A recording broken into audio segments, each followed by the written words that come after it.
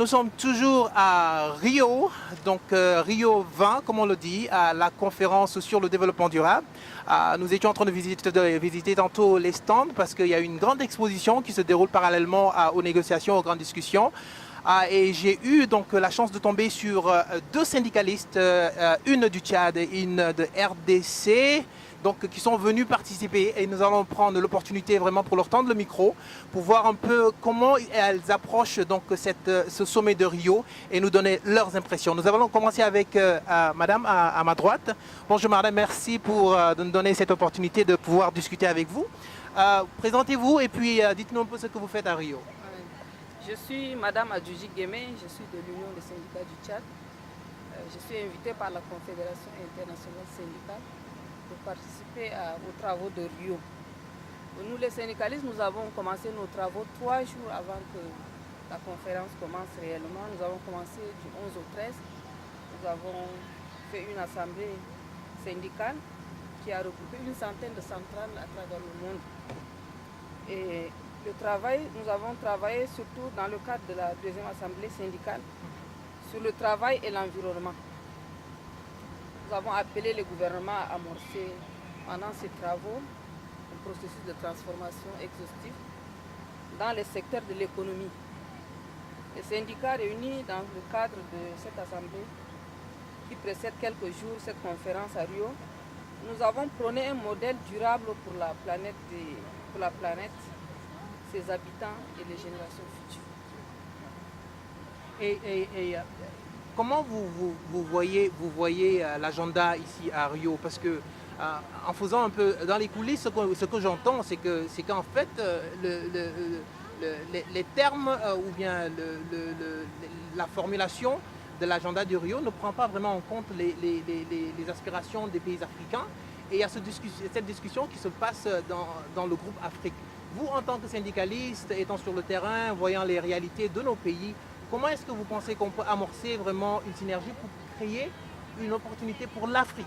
Pas pour seulement les pays individuellement, mais pour l'Afrique en tant que bloc, pour pouvoir faire pression et à faire avancer notre agenda ici à Rio. Oui, nous, au niveau syndical, le document final que nous avons ressorti, nous avons soutenu l'adoption d'une taxe sur les transactions financières à l'échelle mondiale. Nous n'avons pas seulement parlé de l'Afrique, mais à l'échelle mondiale. Parce que le problème, il est global.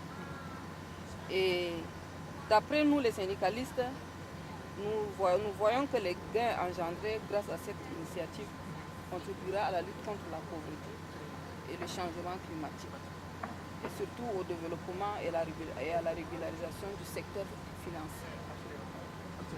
Donc nous nous sommes dit que les gouvernements ont assez fait de discours. Maintenant, il faudrait qu'ils passent à l'acte. Absolument. Je pense qu'il n'y a pas mieux que cette phrase, passer à l'acte. Et il y a quand même une certaine tendance qu'on peut observer un peu partout en Afrique, le leadership des femmes. Alors, je vais me retourner vers notre sœur de RDC pour lui demander un peu de nous parler un peu de Rio, mais aussi sous la perspective d'une femme participant et le leadership des femmes. Quel est le rôle que la femme africaine aujourd'hui peut jouer pour que Rio soit vraiment une plateforme où on va aller de l'avant, pour parler sérieusement et comme Madame l'a dit tantôt, passer à l'acte de façon à ce que le problème de développement durable soit vraiment identifié et que les exigences soient vraiment, qu'on réponde à ces exigences et que l'Afrique puisse avancer. Qu'est-ce que vous pensez en tant que femme participante? Oui, d'abord je me présente, je me nomme Angélique Ipoulou, je viens de la République démocratique du Congo. Je suis syndicaliste à la Confédération syndicale du Congo.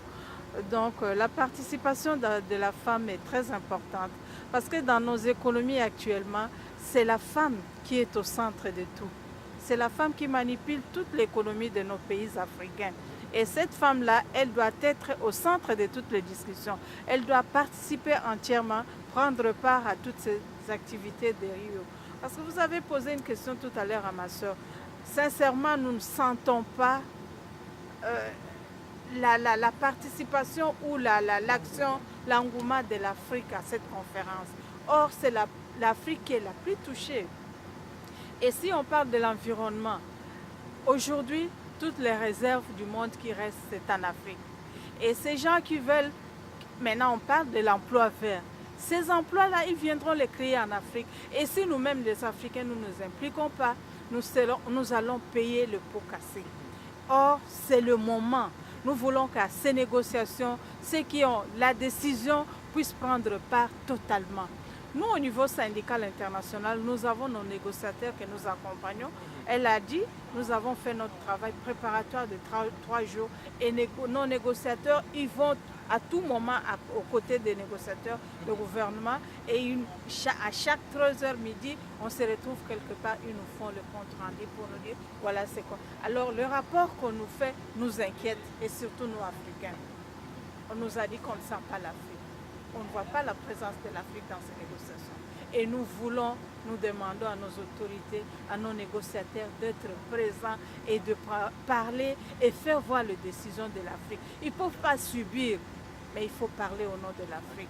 Nous ne voulons pas accueillir qu'on nous amène comme on nous a amené la colonisation, mais nous voulons que nous-mêmes nous soyons au centre de nos décisions. Le message est clair ici à Rio et ça vient d'un groupe très important. Alors ça vient des syndicalistes. Il nous faut vraiment prendre notre destinée à main. Je pense que ce message sera clairement relayé ici à Rio lors des négociations qui sont en train actuellement de se dérouler. Et nous espérons que cela permettra de pousser l'agenda de l'Afrique pour qu'enfin l'on puisse être pris au sérieux dans ces grands rendez-vous. Pas seulement pour décorer, comme on dit, les salles, mais être un acteur, un partenaire. Parce que l'Afrique, disons-le, l'Afrique est le futur. Et le temps est maintenant pour l'Afrique. C'était Gorée pour l'ambassade du Tchad ici à Rio.